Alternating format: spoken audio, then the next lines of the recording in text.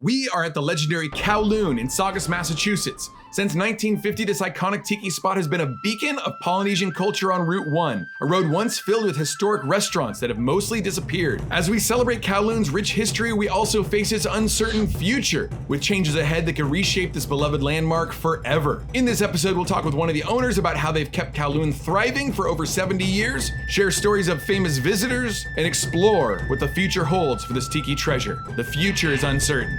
Let's go. Once you enter Kowloon, it hits you that you are not just entering any old restaurant. This is a time capsule from the golden era of tiki. This is a transportative place. And yes, while some people may consider it dated, I consider this pure Americana. The charm of this place lies in its eclectic mix of decor, a blend that transports you to a world where cultures and themes intertwine seamlessly. As you step inside, you're greeted by an array of Asian decor elements, from stone carvings to architectural elements that evoke the mystique of the Far East. This is complemented by Polynesian decor, where you find yourself surrounded by tropical motifs, bamboo accents, faux palms, and tiki carvings that hint at the warmth and mysticism of the islands. Adding to the global tapestry are African and Balinese masks. This space also features an abundance of nautical touches like ropes, ship's wheels, and lifeboats. Even a full-size ship that you can dine in, all of which conjure the spirit of the sea and adventures on distant shores. The faux lava and volcanic rock create a dramatic, almost primal atmosphere, making you feel as though you're in the midst of a dormant volcano. Painted scenes, depicting everything from serene island landscapes to erupting volcanoes, offer visual escapes that draw you deeper into this exotic environment. Carved poles frame the bar, their naive designs emblematic of Polynesian pop art. Vintage tiki lamps cast a warm, inviting glow. Giant fish floats hang from above, their colorful, translucent forms adding a playful yet mysterious element to the space. And beyond all the decor, there are decades and decades of tiki mugs and collectibles that have come out of Kowloon. But while there's history and legacy here, there's one thing that's hung over the minds of the fans of Kowloon. And then when the story came out that we might close, Kowloon has been such a landmark on Route 1 in Saugus, Massachusetts that it would be hard to imagine that stretch of road without it. So I sat down with one of the owners and we got to the bottom of all this. I'd like to thank my buddy Val Tolato for setting this up. I'm sitting here with Bobby Wong, one of the owners of Kowloon in Saugus, Massachusetts. First of all, thank you so much for taking the time to do this. no, thank you very much for having me on. Can you tell me a little bit about Kowloon? When was it built? Well, Kowloon goes back about 75 years. Next year will be our 75th anniversary. Wow. Started with my grandparents in 1950, and it only had about 40 seats back then, so it's grown quite a bit to 1,200. But that was due to my parents, who took over the business in 1958. Okay. And they started growing the place. Actually, it wasn't in one big swoop, but they grew it like section by section. So there were about 5 different add-ons to the restaurant, from 40 seats to 1,200. Okay, and it started with the Chinese facade on like the main street there? Yep, it was called the Mandarin House, so it didn't have any Polynesian look from the very beginning, especially from the outside. It was an Asian Chinese facade, and they had the big words Mandarin House going across the front of it. So then what year did the coup go up, the big tiki in the front? The big tiki, that one was probably in the 70s, and that was their last edition. So during that time period, 1950 to 1970, I'm not sure the exact year, 1972, early 70s, somewhere around there. That's when the final edition was added by my parents, and that's when the big A-frame, that's an iconic A-frame in the tiki. In the 1970s. 1970s, right? Wow, yeah. Very interesting. Because tiki was kind of on the decline in the 1970s. I have no idea. Yeah. I was born. I was, Yeah, I was sure. Yeah. I wasn't really attuned to what was really popular. My father and my mother naturally were, because from '58 when they took it over, their first edition was a little bit of like a tiki theme. They called it and they had a trio that played every night, though, Waikiki Trio. Really? Yeah, and it was small dance floors, maybe 15 by 15. The dance floor wasn't very large. Right. And they actually, that first edition only added about 30, 40 seats. Okay.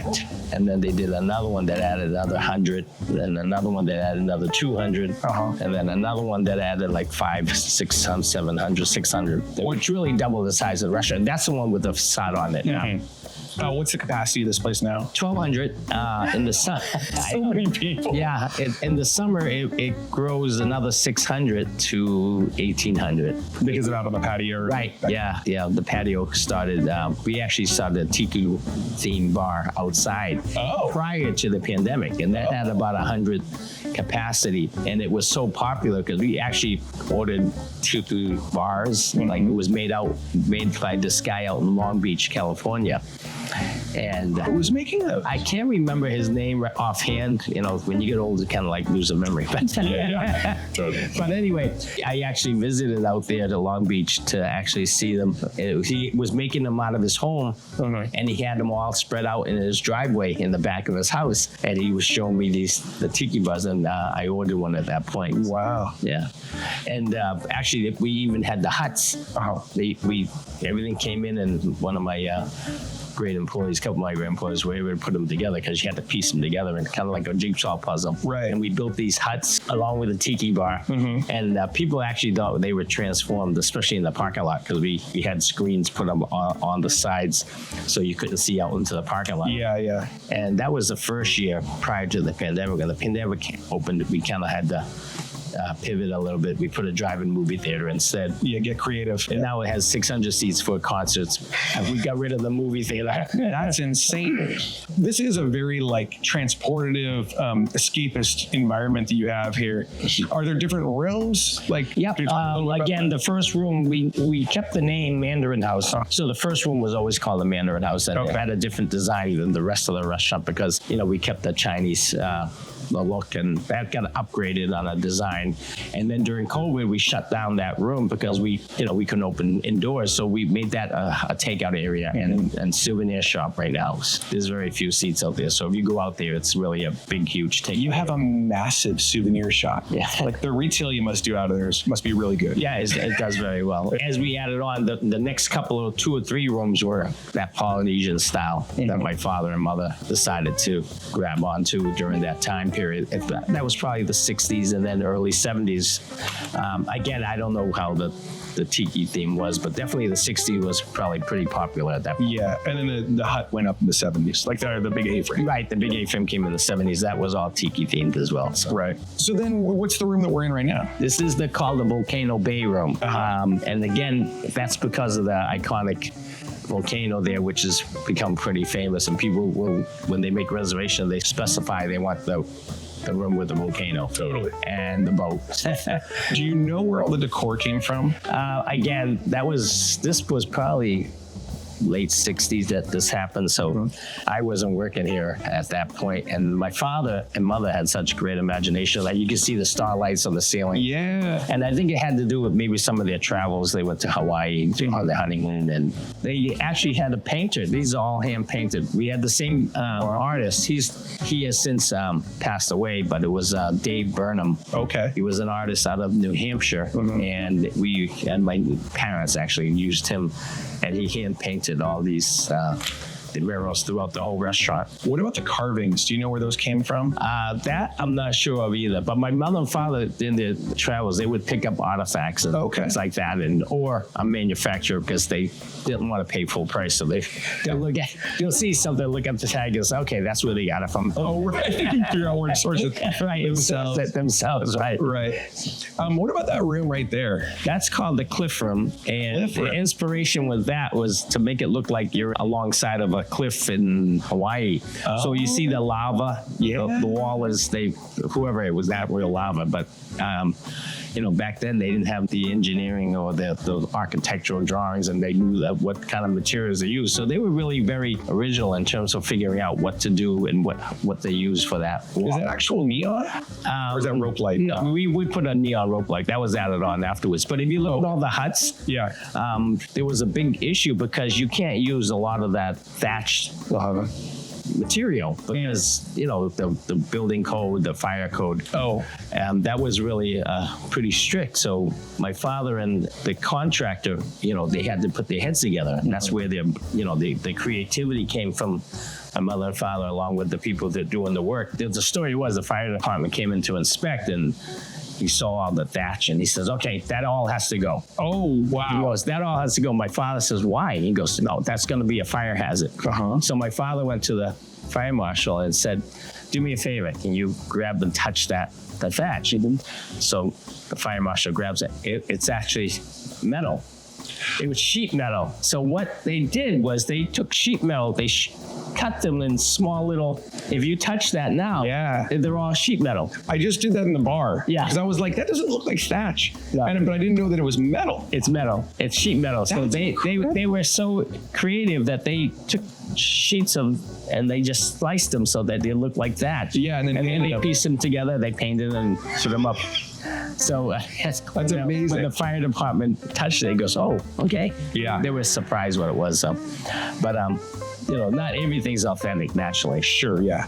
And then what about the main room? The main room, you get this like really nice water feature. Right, that's called the Tiki Lagoon room. Okay. And that room itself was one of the additions, so they didn't do this together. And one of the I remember my father was saying to myself and recanting a story, because the boat takes so much room and the fountain in the middle takes a lot of room. People were kind of criticizing him and said, wasting so much space, no seating. I'm saying you could use that for seats. And my father said, no, this is part of the whole theatrics for the dining experience. So It's the culmination of all of those things, the A-frame, the water feature, the boat. It makes people want to come to a place like this because you don't see this anymore. No, it doesn't exist. And it's still very popular because, it's such a, I guess people call it iconic, but yeah.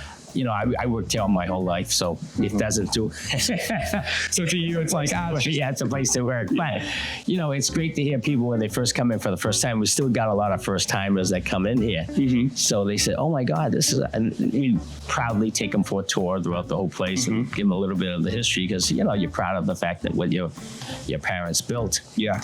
And it's always great feeling when somebody comes in and they had to make it on their bucket list. They would say it. Absolutely.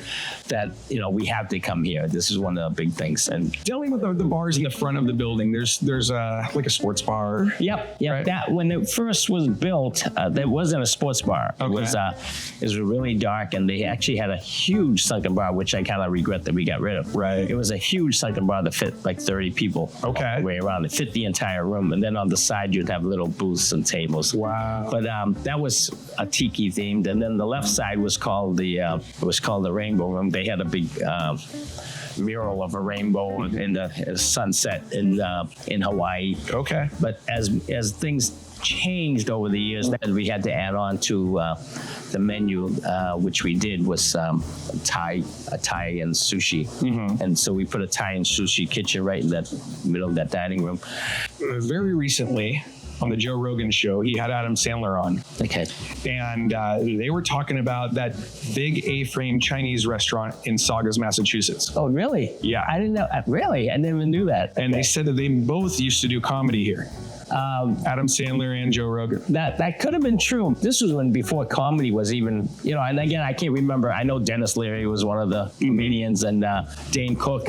Right. He was here as well. This is all prior to, them hitting it big. So we have a really big hand in the fact that they're famous now. So I just want to let you know that.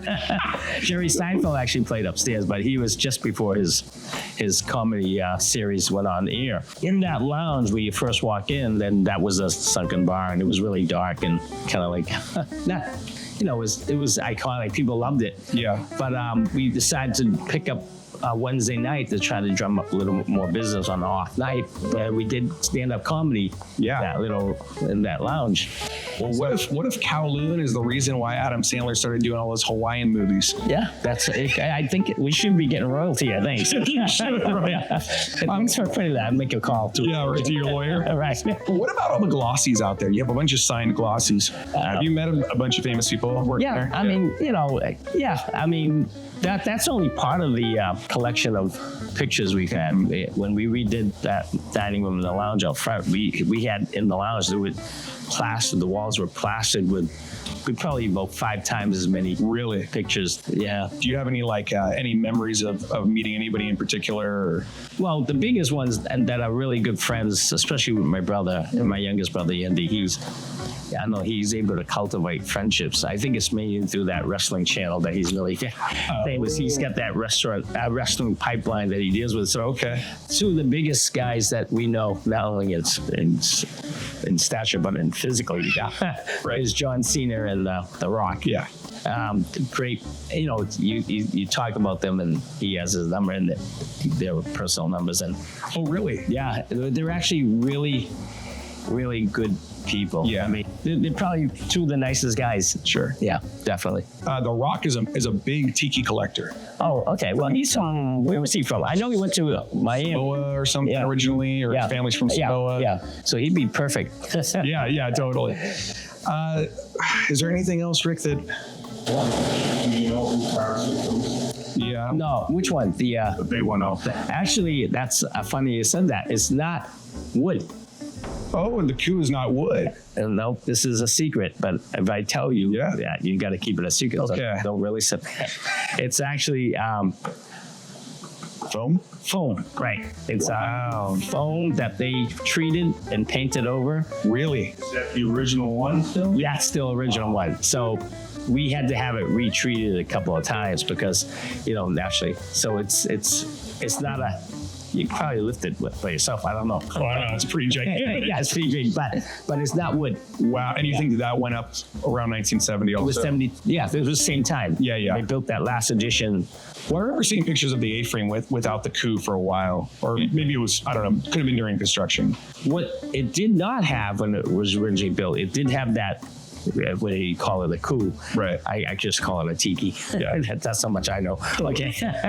Is what it didn't have was that big Kowloon logo going across. Sure. We added that on because we only had that little sign on the highway, and people would possibly go by it. But naturally they look at the building. Hopefully they didn't. But we decided to put that name so that from the distance you could see coming up. That. Well, we have a bunch of friends coming tonight. We're really excited to experience the cocktails and the food. Where are they from? Just all over. They're fans of the show. Oh, okay. So all Massachusetts or I think all over New Jersey. Oh, really? And, all kinds of places. Wow. So there have been rumors that you're talking about knocking down the building. Yeah. And I keep, oh God, how do you even broach this conversation? This building, believe it or not, will actually be knocked down at one point. Oh, it will. Yeah. Oh, So you're doing this interview just in time. Probably a year and a half, possibly, that this whole building can come down. is it hard for you to like come to terms with that? Or is it just business?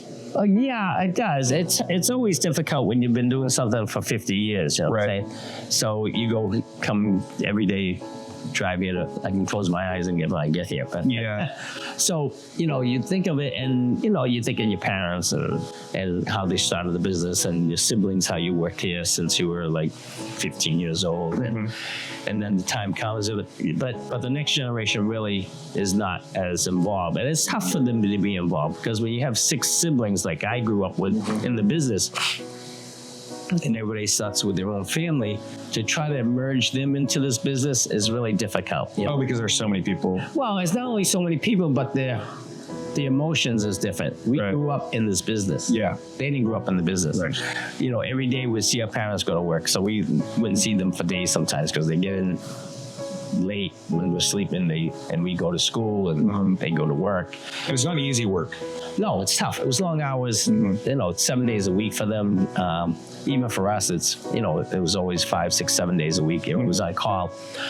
And, for the next generation to try to take over, they don't have that emotional attachment. Oh. The 6 kids worked side by side. Right.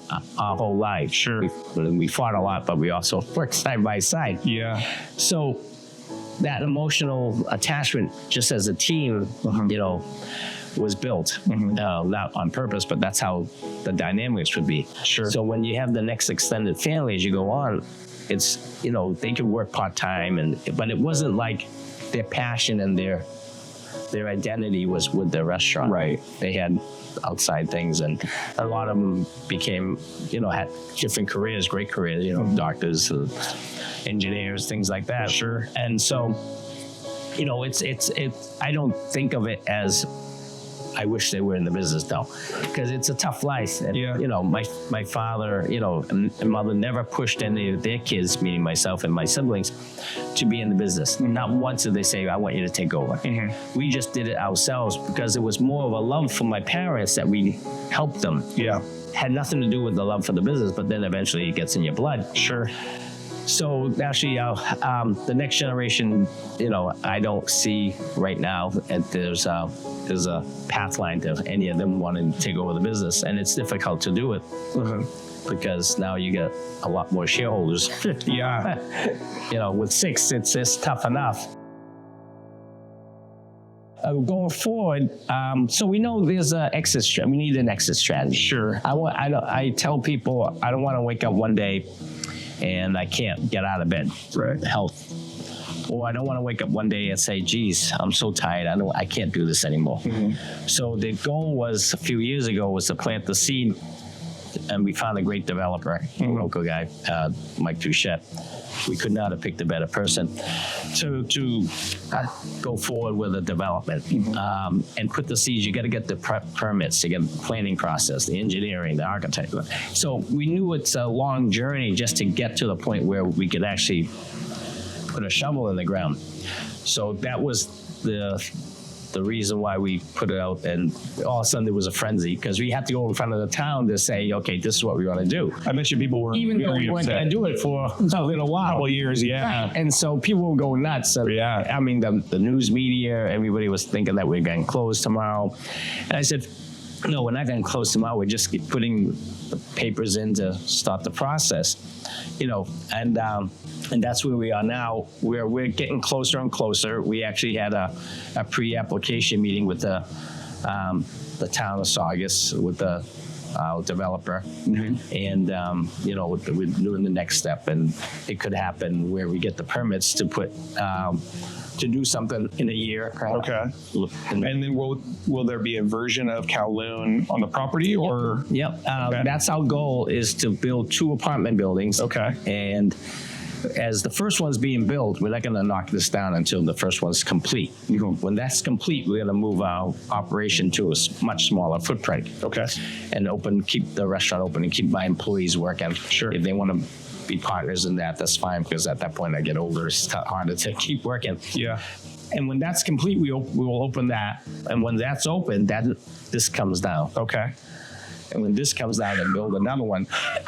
And because it's that footprint that we started the business, our goal is from that restaurant, which is temporary, we'll put a final one back in this second building. And so we never stop operating. We'll never stop closing. Well, let me ask you, what's going to happen to all the decor, the boats and the rigging? We haven't really come up to a decision in terms of the design inside. We'll bring in somebody maybe, and I love to keep some of the stuff. It's kind of like iconic in certain parts of the restaurant. I don't know how everything will fit in. People said, how about the A-frame? Yeah. How about the boats? How about the fountain? Yeah. What about all the tikis and the lamps and all that? Yeah. It'd be great to be able to merge something in. So yeah, I think one of the big draws of this place is the theming. And to continue that as not only like an homage to your grandparents, but also, for the people that love this place, it'd be really nice to see like a lot of the lamps brought in there. And definitely that's the goal, is somehow come up with a design where you can merge what we have. Yeah. And where we're going, because I'm not sure the full Tiki theme would be still something that would go in a new place. Oh, okay. I see. It might. Yeah. That might be. Tiki's a pretty big thing right now. There's popping up all over. And it's different. If we did a Tiki theme, an entire Tiki theme in the new location, that might be the way to go. Yeah. Because everybody's coming up with these modern Asian designs now. Oh, sure. Well, so that's what sets this place apart. Yeah. You go into like a Japanese restaurant now or a Chinese restaurant, and there's no theming. It's just like a nice restaurant. Oh, it's beautiful. Sure. They're beautiful restaurants, but no one has a set theme for a Tiki anymore. So, any other questions that you think I missed? There's one more question about Tiki. Yeah. We all know it's not wood. Just who made it? it was the contractor back then. Yeah. Wow. Yeah. The contractor Contractor, or he may have had the assistance of the person, the artist. Yeah. It was Wall. Yeah. Yeah. We didn't source it out. You get what I'm saying? You had mentioned that you went to Long Beach to look for Yeah. Yeah. gardens. Yeah. Just a suggestion, there is a new, well, it's actually Ellensworth for Hawaiian Finnet. Oh, the Royal Hawaiian has been there since 1946 Restaurant? in Laguna Beach. It just rejuvenated as a full-blown tiki restaurant. How big is it? Beautiful. It's small. It's fairly small. I don't know. Size of this room? Yeah. That's a good size. I think they put $1 million into the decor. And Have you seen it? No, I live in Southern California. Where do you live? Costa Mesa. Is that pretty close to Long Beach? I don't know California. It's I stay away from California. It's probably a good idea. No, because there's going to be an earthquake and half of it's going to go. No, stay. No, I'm kidding.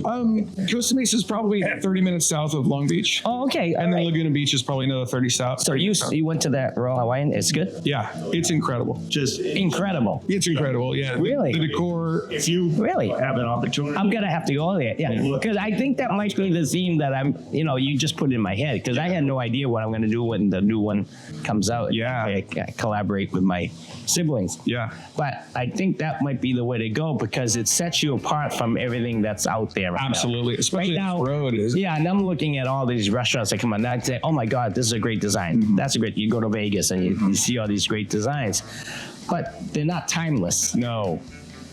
You know what I'm saying? I can give you a list of places that you should see. My Kai in Fort Lauderdale is icon.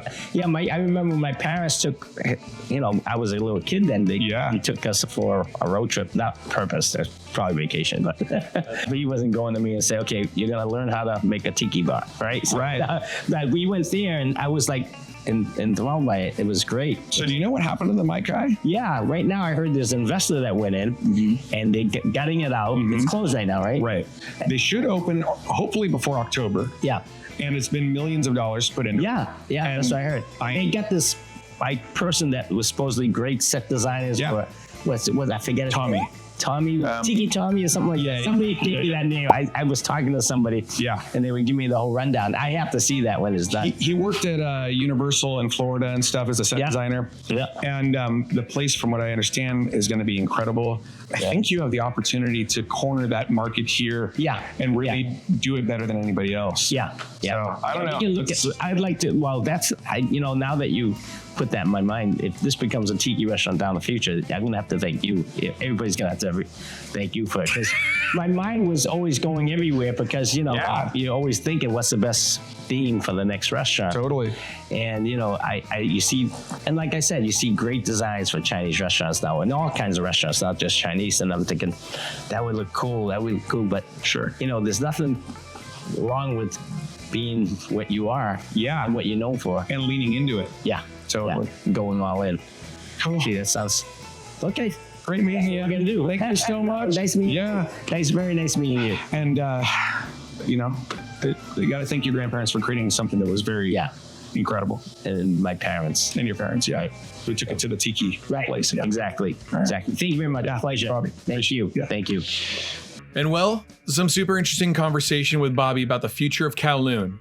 Kind of some bad news. But while the cameras were rolling and the sound was still going, Rick from Massachusetts and I kept talking to Bobby. And actually, I think we might have just changed the course of history. But before I show you that, we have a Breezeway meetup tonight at Kowloon for what will probably be my last dinner there, at least under this big, beautiful vintage A-frame. So this is a site that will be gone within a year, or maybe 2 years. So we arrived back at Kowloon for dinner and I was excited to have a good time, but the weight of the conversation that I had earlier in the day was like a dark cloud hanging over me.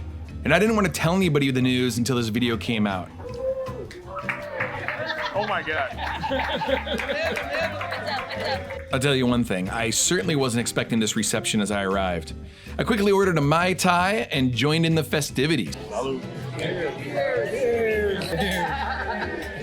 These are by no means craft cocktails, but it's something you overlook when you're in great company and under the roof of a vintage tiki palace. The fact that they still serve cocktails in a myriad of ceramic mugs is just icing on the cake. Plus poo-poo platters on fire. There's a reason why this place has remained busy for 70 plus years. And I wish I could say that it was going to be around for another 70. Oh, maybe it will, maybe in a different form. Which reminds me that I still have to show you that off the mic footage. But if Bobby and his crew could be exposed to the current Tiki resurgence and see some of the bars that do things in an exceptional way and apply the decor, the cocktails, and the music in a way that we've seen succeed, I think that the legacy of Kowloon could actually be greater as the years go on. After meeting and talking with as many fans and friends of the show that I could, we went to the bar for a couple of final drinks. And yeah, it'll be sad to see that A-frame come down, but I think there's potential for a bright future, especially judging by this conversation here. In fact, when this video goes live, there should be 40 to 60,000 views. Oh, really? Yeah. Oh, that's great. So- All Tiki, crazy Tiki videos. Yeah. And probably people that are making a living doing Tiki. Yeah. Oh, really? Yeah. How long you been doing this? About 4 years now. Oh, really? Yeah. Is it, you like it? Well, the YouTube side is a lot of work. It's a lot of work. Okay. I enjoy. Yeah. Right. But it's a different group of people. Yeah. So I'm traveling everywhere. Enthusiasts, like you said, is great. In Texas and Austin, there's a place called Tiki Tatsuya. The theming is incredible. Really? They do thunder shows and stuff, and Oh, really? light drinks on fire. Oh, okay. So you got to give me a list of places to go. Yeah, Yeah. absolutely. Where's the nicest one that you've been so far? Royal Hawaiian? Royal Wine's beautiful. Is that the number one? If you said to go to someplace that, The Mai Kai. oh, the Mai Tai. Yeah. But for modern things, the Royal Mai Tai was getting older because just like us, we're getting a little tired and older. Sure. So we have to, but knowing that we're going to be maybe knocking it down a year, you don't want to spend a ton of money. Mm-hmm. But the Mai Tai was getting a little, you went through and you get to see its age. But now I have to go there. You think that's going to be probably the most iconic one, I think. The Royal Hawaiian looks beautiful, but if you want like a full show and stuff, I think Tiki Tatsuya in Austin. Tiki Tatsuya. Yeah. So yeah. So they have like a really In Austin, Texas? yeah, they have a really incredible menu of like Asian fusion and that kind of thing. And that's good food, too. Yeah, oh yeah. And then the drinks are, they have Amazing. amazing drinks. Yeah. I mean, that's the whole theatrical stuff. Yeah, lighting stuff on fire Is it? It must be. all the time. Yeah. Like you have to make reservations a month out. Yeah. Yeah. How about with the Royal Hawaiian, Simba?